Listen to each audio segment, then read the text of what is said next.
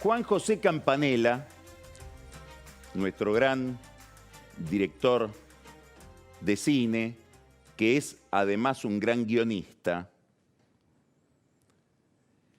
cuenta o rescata una escena del Padrino, de la primera película de Coppola sobre la vida de Corleone, donde está el Padrino internado en el hospital.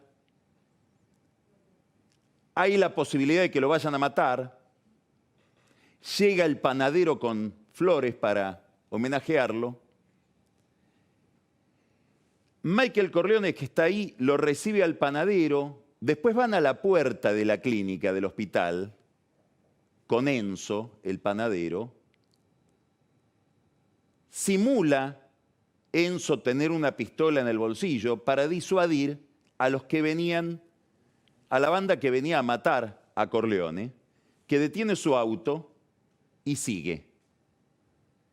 En ese momento, el panadero saca un cigarrillo, saca el encendedor, intenta encender el cigarrillo y no puede, porque la mano le tiembla tanto que no puede invocar el cigarrillo con la llama.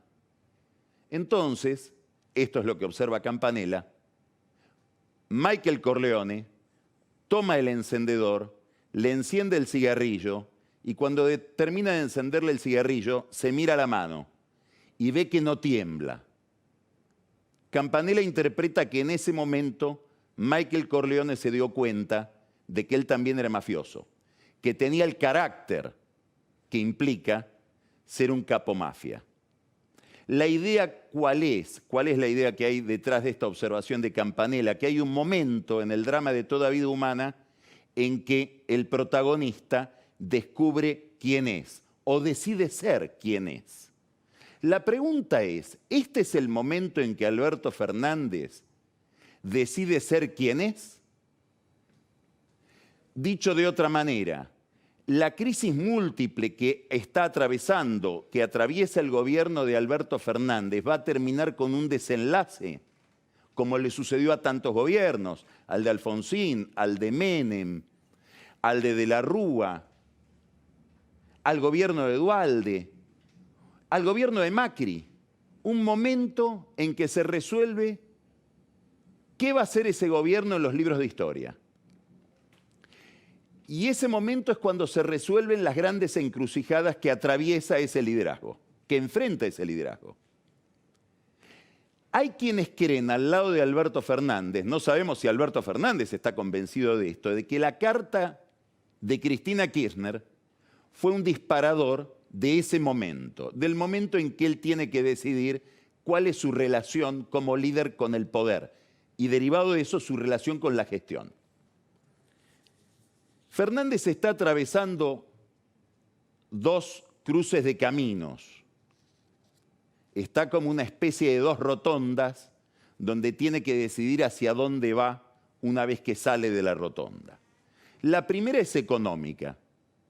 Se expresa en el problema cambiario, pero en realidad tiene que ver con la trama, el sistema de desequilibrios que terminan expresándose en el tipo de cambio y en los movimientos del dólar. Y detrás de esos movimientos del dólar, en la caída de reservas. Ligada a la caída de reservas, la caída de depósitos. Después vamos a hablar con Marcos Buscaglia cuánto es la salida de depósitos hoy en el sistema financiero, de depósitos en dólares, hoy en el sistema financiero argentino. Hoy hubo, relacionado con este problema, que es un problema que afecta enormemente a la Argentina, enormemente a toda la sociedad y especialmente al gobierno, la perspectiva de una devaluación que genera incertidumbre en el mercado de cambios, una reunión muy importante. Como si le quisiera dar la razón a los que le dicen, Alberto, este es el momento, tomá las riendas, dicho de otra manera. ya que Cristina dijo que ella no gobierna y que gobernás vos, tomale la palabra y ponete a gobernar. Todo esto en un clima de mucha irritación que hay alrededor del presidente por un detalle central. Él no sabía que iba a haber una carta. Ahí está el problema de esa carta. Ahí está la señal de que es una ruptura o que es una tensión o un desencuentro. Le dicen, asumí la presidencia, asumí el poder, y como si él hiciera caso a ese consejo, tuvo una larga reunión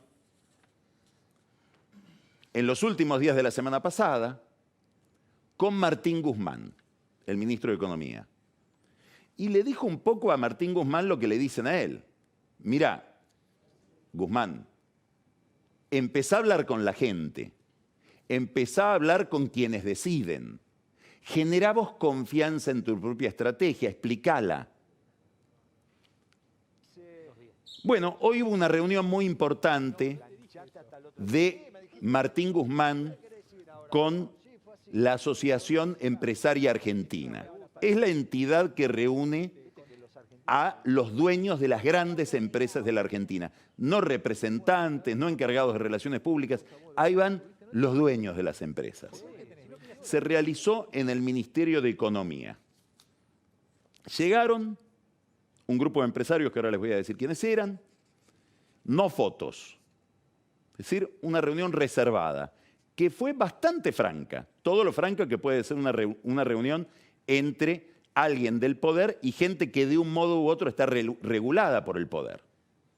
Ahí estuvieron, en el Ministerio de Economía, el director general de AEA, Jaime Campos, Héctor Mañeto, líder del Grupo Clarín, Paolo Roca, de Tequín, Carlos Míguez, Enrique Cristofani, María Luisa Maquiavelo, Alfredo Coto, Federico Braun y Alberto Grimoldi. Una curiosidad. Guzmán invitó también a alguien extraterritorial, por decirlo de alguna manera. Rodrigo Sarazaga es un sacerdote jesuita. Hemos hablado muchas veces de él aquí en Odisea porque es el que organizó ese gran emprendimiento que se llama Seamos Uno, una colecta de fondos para distribuir lo que llegaron a ser más de 1 millón de cajas de comida durante la pandemia en, sobre todo, el conurbano bonaerense, allí donde no llega nadie, donde no llega el Estado entre los más pobres. Bueno, Guzmán, que tiene un viejo vínculo con Sarazaga porque ambos estudiaron juntos en Estados Unidos, lo invitó a este jesuita para que le hable a los empresarios de la variable social. Dicho sea de paso, también la gente del Fondo Monetario estuvo con Sarazaga preguntándole por los niveles de tensión social que puede haber hoy en el conurbano bonaerense. Se habló de muchos temas. Yo voy a destacar solamente los más importantes, los más relevantes. Hubo empresarios que hablaron con mucha claridad, como les decía, con toda la claridad que permite hablar con alguien del poder y sin romper las reglas de la cortesía o de la buena educación. Muy importante lo que dijo Héctor Mañeto. Héctor Mañeto le dijo a Guzmán, si ustedes no ponen en orden la política, no van a poder poner en orden la economía, porque sin poner en orden la política es imposible plantear una dirección para el país a nivel material, a nivel económico. Cuando uno escucha esa frase dicha en un empresario del volumen de Mañeto, poner en orden a la política significa, en este contexto histórico en el que estamos hablando, después de esa carta, poner en orden a Cristina. Guzmán dijo 2 veces, no, Héctor no es así, Héctor no es así, nosotros tenemos alineada la política detrás de este programa que estamos siguiendo. Bueno, es lo que está obligado a decir Guzmán. Habló Paolo Roca, hablaron todos, uno por uno. Roca habló de un tema que viene planteando ya en la anterior reunión con AEA, lo había planteado, que es el problema de la competitividad de la economía argentina, sobre todo para el lugar desde el que mira él la economía argentina, que es la plataforma de un gran exportador industrial. Claro, los que escuchan hablar a Paolo Roca de competitividad entienden devaluación, el problema del tipo de cambio. Guzmán lo entendió así y dijo, nosotros no podemos devaluar porque si devaluáramos generaríamos más tensiones entre los pobres que las que hay hoy, por un problema de traslado de la devaluación al precio sobre todo de los alimentos. Va a haber una brecha, va a seguir habiendo una brecha que se va a ir acomodando de a poco sin que perdamos el orden social. Esas fueron las palabras de Guzmán. Todos le dijeron, palabras por otra parte muy optimistas, ¿no? El gobierno está atado a una paridad cambiaria o a una estrategia cambiaria y cree que más allá de la salida de depósitos, más allá de la caída de reservas, puede lograr mantener esa estrategia. Todos le dijeron algo que él está dispuesto a escuchar, obviamente, eso es lo que está comprometido, hay que buscar un arreglo con el Fondo Monetario Internacional. Claro, Guzmán dice, el fondo no me pide devaluación, pero es cierto que el fondo lo que le pide es orden monetario y cambiario. Para empezar a hablar de un programa con el fondo no puede haber la corrida que ha habido en las últimas semanas. Por eso el gobierno, desde todos los mecanismos posibles, todos, desde la venta de bonos del ANSES hasta la Gendarmería, lo que hace es llevar adelante estrategias o tácticas muy riesgosas, sobre todo de endeudamiento en dólares o emisión de bonos en pesos atados al dólar, que son una bomba de tiempo, que pueden derivar, como le pasó a Cristina Kirchner con el dólar futuro, en este caso todavía más, porque es una especie de seguro de cambio, para dominar el mercado paralelo del dólar, para dominar el contado con liquidación y poder a partir de esa serenidad o de alguna serenidad empezar a hablar con el fondo de otras cosas. Es imposible que el Fondo Monetario Internacional se comprometa a negociar un programa o a aceptar un programa en medio de una convulsión cambiaria. Por eso ahí está el problema central de Guzmán, a quien algunos llaman el ministro del contado con liquidación, como que está muy enfocado en eso, como antes estuvo enfocado con el tema de la deuda, que también nos salió tan bien y ahora se agrava justamente por la venta de estos bonos. Guzmán dijo, el fondo no me pide devaluación, lo que sí me piden es orden fiscal. ¿Qué quiere decir orden fiscal? ¿Un déficit de 4.5? No, más que eso, dijo. Posiblemente un 0,6 más que eso. Le preguntó a Alberto Grimoldi, entonces vos estás pensando en un déficit fiscal de 4? No, no, de menos de 4. Es una noticia, porque quiere decir que está pensando en un esfuerzo fiscal muy grande, que o pasa por la obra pública, o pasa por las tarifas, es decir, por los subsidios a la energía, o pasa por las jubilaciones, o pasa por algún programa social tipo IFE. Bueno, esa es la gran discusión que va a tener que dar Guzmán con su frente interno, con Cristina Kirchner, con la Cámpora, con los movimientos sociales. Vuelvo a Mañeto. ¿La política está ordenada? Esa es la pregunta. Para fijar una dirección tenés que ordenar la política. Siguieron hablando del acuerdo con el fondo y Guzmán les dijo que él pretendía que ese acuerdo sea aprobado por el Congreso. Ahí, de nuevo, una apuesta a tener el respaldo mínimamente del kirchnerismo para lograr esa aprobación.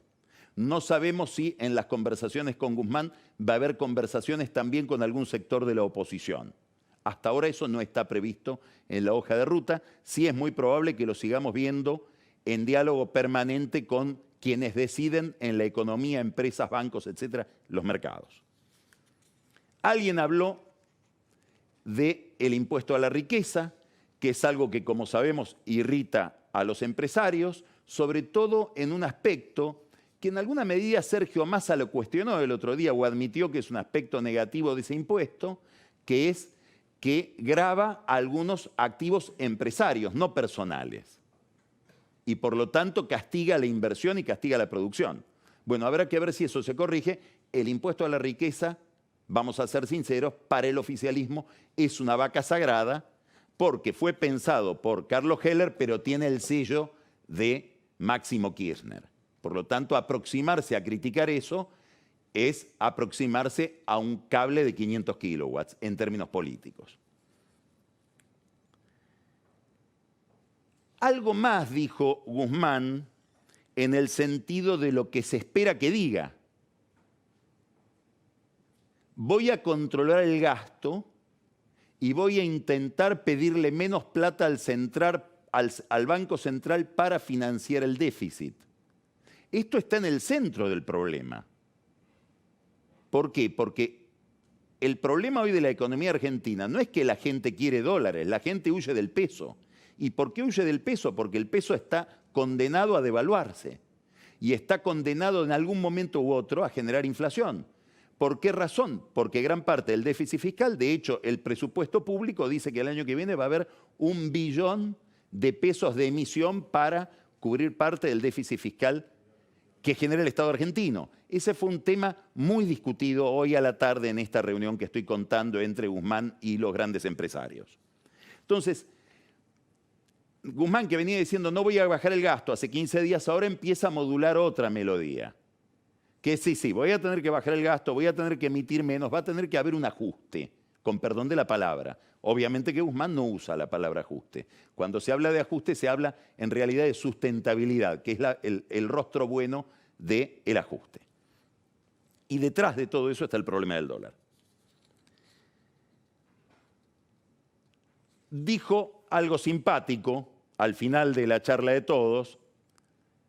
Les dijo, si yo les diera la razón a todos, ahí sí generaríamos desconfianza, porque tienen intereses muy contradictorios. Y sí, según el lugar de la economía en que está implantada cada empresa y los intereses que motivan a cada empresario, las expectativas sobre el funcionamiento de la economía son distintas. Y esto se lo reconoció Carlos Migens, que suele ser muy frontal en sus afirmaciones. Le dijo, sí, tenés razón. Entre nosotros también estamos todos divididos y ese es un problema que aportamos nosotros. Bien, Migens. Esta reunión es relevante no solamente por las cosas que dijo Guzmán ahí adentro, es relevante porque estableció un nivel de comunicación con un sector que para buena parte del kirchnerismo no es parte de la solución, sino del problema. Es relevante, más allá de cualquier otra presencia, la presencia de Mañeto. Claro, el gobierno tiene derecho a decir estamos cumpliendo con la carta de Cristina, porque ella pidió un acuerdo con todos donde estén los medios de comunicación, que para ella centralmente son parte del problema, por una visión que tiene muy antiliberal de la vida pública, donde la libertad de prensa es más bien un problema más que una garantía para el buen funcionamiento de las cosas.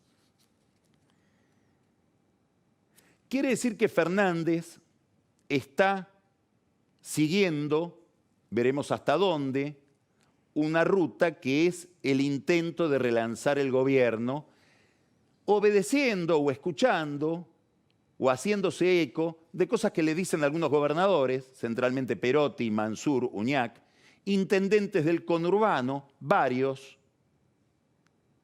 ministros, gente que lo rodea, que le dicen, hacele caso a Cristina, goberná vos, tomale la palabra. La primera encrucijada tiene que ver con todo lo que ya hablamos, con el programa económico y con la necesidad de darle racionalidad fiscal al Estado. El segundo problema tiene que ver con la justicia. Tiene que ver con la justicia. Y hay una tensión creciente entre Alberto Fernández y Cristina Kirchner. Cristina Kirchner dice que ella no gobierna, que gobierna Fernández. Dice, si alguien te dice que hay problemas o que hay iniciativas que fracasan o cosas que no gustan por culpa mía, pregúntale a qué intereses obedece, porque él o ella, él o la que te lo diga, obedece a algún interés espurio, porque yo no me meto. Eso lo puso por escrito. En la justicia parece pasar otra cosa. Pareciera que hay una agenda muy dominante de Cristina Kirchner en materia judicial. Agenda que no coincide con la agenda del gobierno y que hace que a la cabeza de los funcionarios y funcionarias que según Cristina Kirchner, no funcionan, esté Marcela Lozardo, la ministra de Justicia, autora o titular de un emprendimiento que es la reforma judicial, que Cristina dijo no es la mía, no es una reforma. La última reforma que hubo en este país fue la de Macri. Ella dice que Macri hizo una reforma judicial para perseguirla de facto, o la de ella que fracasó por la Corte. La Corte justamente es protagonista o va a ser protagonista seguramente en las próximas horas por el fallo sobre los traslados de los jueces Bruglia, Bertuzzi y Castelli. Se viene demorando, esa demora viene dañando mucho las relaciones entre los distintos jueces de la Corte, se han dicho cosas muy pesadas, siempre off the record, a través de los diarios, se han acusado de cosas feas. Ellos mismos habilitaron el Persaltum para tratar este tema, el tema de los traslados. Bueno, si habilitaron el Persaltum es porque era un tema urgente y, como ellos dijeron, de trascendencia institucional. Por lo tanto, es bastante razonable la versión que dice que en las próximas 24 o 48 horas va a haber un fallo de la Corte. En todo este tema, los ministros de la Corte se han comportado con mucho hermetismo, se han comportado con mucha reserva, pero hay un antecedente técnico del que se viene hablando hace mucho tiempo. Los temas judiciales están tan en el corazón de la política que si uno no entiende de procedimientos judiciales, de acordadas, fallos, alzadas, consultas, decisiones del Consejo de la Magistratura, parece que no entendiera de política. Es una de las enfermedades de la Argentina. Hubo en el año 2018 2 acordadas de la Corte referidas a traslados de jueces. La segunda acordada, que es la acordada 7, es una acordada en la cual el juez Lorenzetti, el juez Maqueda y el juez Rosati dicen: el caso del juez Bruglia, que es por el que le preguntan, uno de los jueces sobre los que tienen que fallar, está bien planteado. No necesita ningún trámite más que el que ya hizo. Había derecho a trasladarlo de un tribunal oral federal a la Cámara Federal. Lo mismo pasa entonces con Bertuzzi, que es el mismo tipo de caso, y lo mismo con Castelli. Es decir, que la Corte ya se pronunció sobre este tema, no en un fallo judicial donde hay un conflicto de derechos, donde alguien dice se está violando mi derecho, sino en una acordada que es una decisión administrativa. La Corte, entre otras funciones, tiene la función de supervisar el funcionamiento del Poder Judicial, ejercer una función de superintendencia. Desde en ejercicio de esa función, dijeron, esto está correcto. Ahora le vuelve el tema, pero le vuelve por la vía de un juicio. Si tardaron tanto en definirse es porque va a haber un cambio de opinión. Si no lo hubieran hecho el primer día, dirían, ya lo dijimos, o repetimos eso que dijimos. No solo dijeron que lo de Bruglia y todo lo que se le parece está bien, sino que además definieron aquello que está mal. Hay otros jueces que por la forma en que fueron trasladados sí necesitan el acuerdo del Senado y un concurso en el Consejo de la Magistratura. Nadie sabe lo que va a decir la Corte ni cuándo lo va a decir, subrayo esto.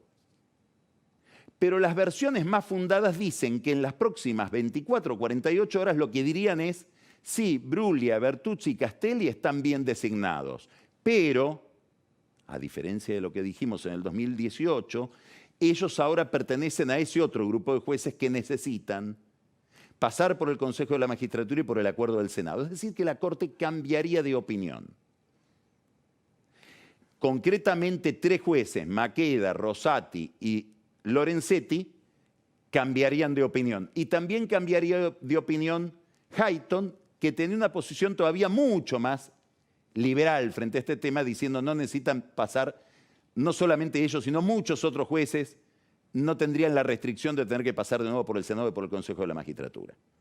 Quedaría solitario Rosenkrantz, que opinó anteriormente como Hayton y volvería a opinar lo mismo. Es todo un problema si queda esto va a ser percibido como que es un fallo a favor de Cristina o a favor de las expectativas del kirchnerismo, centralmente de Cristina Kirchner, que ya dijo que esos jueces no pueden seguir siendo jueces donde están ejerciendo la magistratura porque no tienen el acuerdo del Senado, ni siquiera se presentaron a que ella se los dé cuando se trató este tema en el Senado.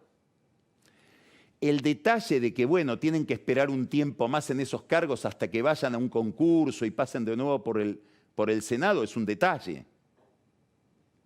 Que estén 3 meses, un mes o un día, da lo mismo. Conceptualmente, el gobierno tendría la razón con este fallo. Más se va a notar que tiene la razón si, también son versiones, subrayo, son versiones, Bruglia y Bertuzzi, el día que se conoce el fallo, dicen nosotros renunciamos porque sentimos que no tenemos por qué estar esperando acá a que se haga un concurso y un acuerdo que creemos que no necesitamos porque ya nos dijeron que no lo necesitábamos. Ahí se va a notar más que, dicho en términos futbolísticos o deportivos, ganó Cristina, perdieron los jueces. ¿Por qué digo Cristina y no Fernández? Porque en este caso se demuestra que en estos temas, contra lo que dice la carta de Cristina, gobierna Cristina. A ver, Fernández y su entorno creen que está correcto que no debe haber traslados. No que estos traslados están mal hechos, que no debe haber traslados. Que la Constitución no habla de traslados. Dicho eso, se preguntan, ¿y por qué estamos nosotros mezclados con esto de Bruglia, Bertuzzi? Por obediencia a Cristina. Porque esto lo llevó adelante Jerónimo Ustarroz, que es el delegado del Poder Ejecutivo en el Consejo de la Magistratura, que es de Cristina. Reporta Guado de Pedro, que es el verdadero ministro de Justicia de Cristina. En estos temas manda Cristina. Este no va a ser el problema. Obviamente el gobierno va a tener un costo delante de un sector importante de la opinión pública que entiende que se quiere modificar la situación del juez Castelli porque tiene que juzgar a Cristina en el tribunal oral en la causa de los cuadernos, que se inauguró con publicaciones en La Nación de Diego Cabot, y también se entiende que Cristina y el gobierno o el sector del gobierno que le responde quieren tomar la Cámara Federal por tomar la Cámara Federal, que es un órgano de poder extraordinario, y de paso porque por ahí todavía le queda por pasar a todo el macrismo, que no llegó a la Cámara, ella ya pasó por la Cámara. Los jueces que vayan a la Cámara Federal no le tienen que dar impunidad a ella porque ya pasó, ella está en la instancia de los juicios orales o de la casación. El problema es para los que llegan, que son del gobierno anterior. Esto es lo que se discute de poder en el tema de estos traslados. ¿Quién maneja la Cámara Federal Penal de la capital federal? No es el principal problema que tiene Fernández en estas horas. El principal problema es otro. Delicadísimo, interesantísimo y grave. Él postuló a un procurador general de la Nación, el cargo está vacante, lo ejerce el doctor Casal, que es el suplente de el cargo que quedó vacante cuando se fue Alejandra Gil Carbó. Macri postuló a una candidata, la jueza Weinberg de Roca, no obtuvo los 2/3 del Senado. Fernández postula al doctor Daniel Rafecas, un juez federal que tampoco tiene los 2/3 del Senado. Pero desde el gobierno empieza una cantidad de gestiones para conseguir los 2/3 para Rafecas. En la oposición se arma una división, se profundiza una división que ya está alineando distintos sectores en Juntos por el Cambio a raíz de otros problemas, sobre todo del poder en el 2023. Si usted quiere entender muy simple todo, es la candidatura, hoy por hoy, después pueden venir otros, es la candidatura de Macri contra la candidatura de Larreta para la presidencia del 2023. Esto es lo que ordena todo. En esa división cae Rafecas. Hay un sector encabezado por Carrió que dice tenemos que darle los 2/3 a Rafecas. ¿Por qué? Porque el gobierno, si no, va a modificar la ley de designación del procurador, va a decir que no se necesitan 2/3, sino mayoría absoluta, con lo cual tienen los votos en el Senado y van a poner un procurador faccioso, que va a ser un procurador puesto a imagen y semejanza de Cristina. ¿Por qué el procurador es tan importante? 1, porque es el jefe de los fiscales. 2, porque es el que acusa o deja de acusar ante la Corte. 3, porque todo el sistema penal va a ir por la reforma del Código Penal procesal, va a tener la carga de la investigación más en los fiscales que en los jueces. Es decir, que el procurador pasa a ser un personaje importantísimo. Y probablemente este gobierno le quiera dar además atribuciones en materia de inteligencia o de investigación criminal. Quiere decir que estamos hablando de una gran discusión institucional. Carrió dice, es tan importante esto que no podemos permitir, por un problema de oposición al gobierno, que el gobierno ponga uno puesto por Cristina a imagen y semejanza de Cristina, modificando la ley. Macri dice no. Macri dice esto tenemos que mantenerlo en la línea que estamos manteniendo, que es que este gobierno es un gobierno con el cual no nos podemos sentar a hablar de instituciones hasta tanto cambie de conducta y respete la Constitución, porque es un gobierno que avanza sobre las instituciones. Macri sigue una estrategia muy parecida a la del primer Alfonsín cuando Alfonsín deja la presidencia. Alfonsín decía, acá se ha instalado en el gobierno, Menem, un poder neoconservador, y nosotros somos el progresismo. Cualquiera que me venga a agredir a mí dentro del radicalismo, Ángelos, es un pseudópodo, es un tentáculo de Menem. Yo soy el progresismo, yo soy la identidad del grupo. Macri dice lo mismo, yo soy el ultra anti-kirchnerismo, le habla al banderazo, entre otras cosas porque el banderazo es el único que le presta atención. Si le hablara a otros sectores, su carga negativa es tan grande que no tiene tránsito frente a otros sectores de la sociedad. Es el mismo problema que tenía Alfonsín en aquel momento. Carrió parece el segundo Alfonsín frente a Menem. En el año 93, Menem dijo, o me dan la reforma de la Constitución o hago un plebiscito y la reformo como yo quiero, sin el radicalismo, sin la oposición. Y me llevo las instituciones a mi casa. Y Alfonsín dijo, no. Paremos a este hombre acá, pactemos, pacto de olivos, y veamos cómo negociamos para que no tire del mantel. Curiosamente, esta es la posición de Carrió. Es como si se hubieran invertido los roles. Carrió tiene una posición de mayor responsabilidad, Macri una posición de mayor intransigencia. Pareciera que Larreta, Vidal, estuvieron el fin de semana en lo de Carrió, se sacaron una foto a propósito, después de que Carrió había dicho que Macri ya fue. Después dicen, bueno, no, esa reunión estaba pactada de antes. La hubieran suspendido, porque lo que se entiende es que todos ellos dicen, Macri ya fue. Y en esa reunión en lo de Carrió hablaron de ir adelante con Rafecas. Quiere decir que Alberto Fernández está por tener un éxito muy importante. Hay un sector amplísimo de la oposición que incluye a los radicales, a Cornejo, incluye, que es el presidente del partido, incluye a Lustó, que está en el Senado, incluye a Carrió, nada menos, incluye a Larreta, incluye a Vidal. Todo ese sector estaría por sentarse a negociar la figura de Rafecas como un procurador que surge de un acuerdo político institucional. Macri dice que no. ¿Y quién empieza a decir que no también? Cristina. Aparentemente en el Senado no quieren tratar el tema y quieren avanzar con la ley que disminuye el número de votos necesarios para poner al procurador. Y poner a otro procurador, más parecido a ese sector, más ultra, más leal, más faccioso. Ahora, claro, si Cristina avanza en esa línea, la desautorización para Fernández, el boicot para un acuerdo importante de Fernández con la oposición, sería dramático. Y además, estaría desmintiendo su carta, porque estaría demostrando que en estos temas la que gobierna es ella.